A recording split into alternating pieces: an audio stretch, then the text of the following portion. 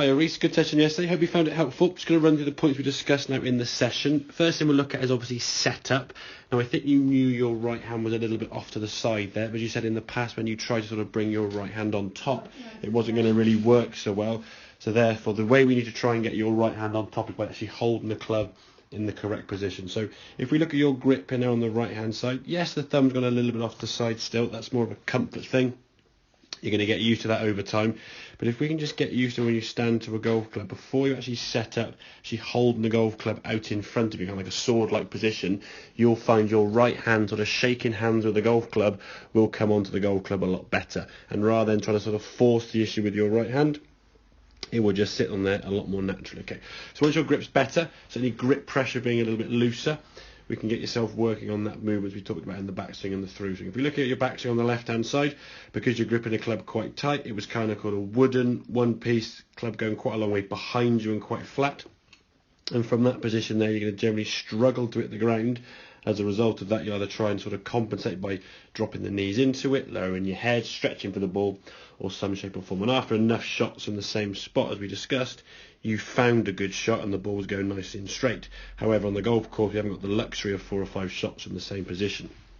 So if we look on the right hand side now, trying to set the wrist, feeling a lot looser in the grip, allowing that golf club to go back, getting a little more wrist hinge now as the club goes back. We can see at that same kind of position, the club now is actually a lot higher and actually looks a bit longer just because it's tipped up a little bit more steeply rather than too flat behind you. So once you go into that position, as we discussed, trying to create the L position on the way back and then obviously turning into a sort of full backswing, we're trying to repeat that motion on the other side to get the unhinging and the releasing of the golf club with your arms and wrists. You can see here now, if we look at the right hand movement, certainly a much better movement, good strike of the ball and releasing that golf club. Now if we go back a frame to kind of that L position, our hands are a little bit high there. However, if we compare that to where you were before, you can see here now, I think when you saw this for the first time, a bit amazed and a bit shocked, left elbow now very, very high, very sort of contorted there, and that's basically a movement that a golfer would make if they have such a strong grip as you had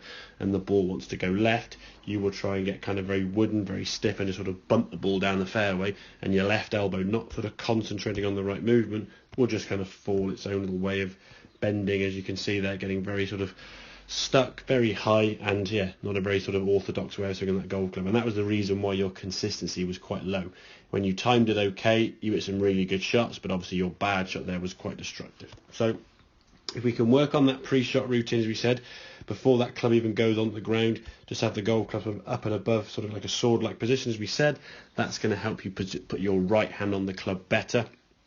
From there, we're just going to tip forward with the spine angle, get the club on the ground, and then from there, just release that grip pressure and feel that sort of hinging and swishing of the arms through the golf swing. Being looser and softer, being a rugby boy, is nothing you're going to want to normally and naturally do. From your background, you're more used to sort of gripping it hard and going in with a hard tackle. Golf, unfortunately, is a bit of a different game to that. It needs a bit more finesse, a bit more control. So reduce that grip pressure, hinge the wrists on the way back, creating that L position on both sides. And hopefully I'm sure you'll find some of your practice shots that are going a lot straighter and a lot further. So hope that all makes sense. Any questions, obviously give me a shout and I'll catch up with you next lesson. Cheers, Reece.